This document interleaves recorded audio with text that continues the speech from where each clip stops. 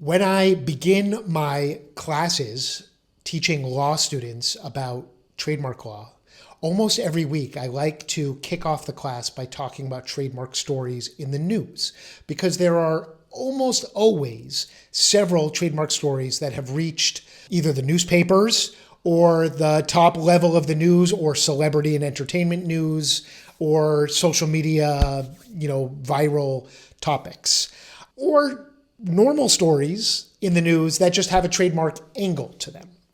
So trademarks in the news is something that we deal with all the time.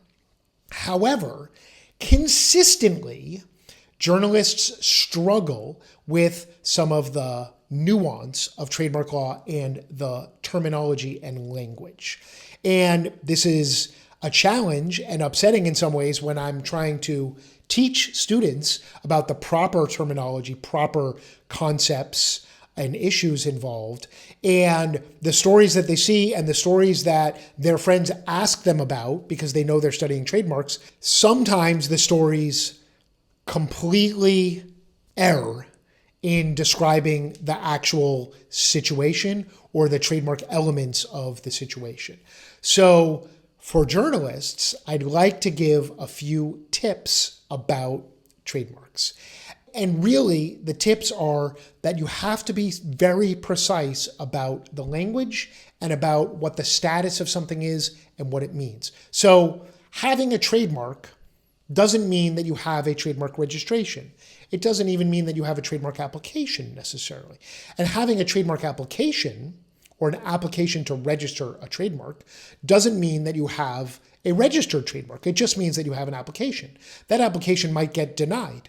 And until it's registered, it could be challenged, it could be denied, and it doesn't enjoy all the benefits of a registration. And furthermore, you don't trademark something.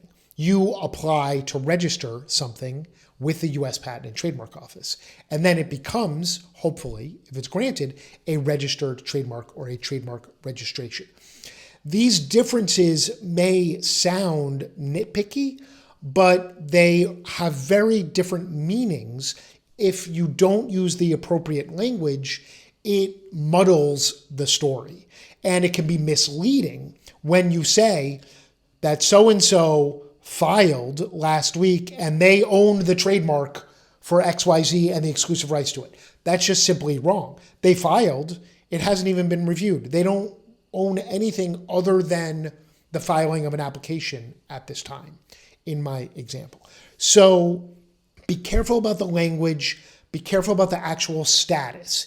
Is it a common law trademark, meaning that there's no registration of it? Is it a pending trademark application? Is it a registered trademark? Who was it registered by? Or is it being challenged at the US Patent and Trademark Office? Or is it being challenged or litigated in court? Or was there a threat to go to court? Or is something actually filed and pending in court?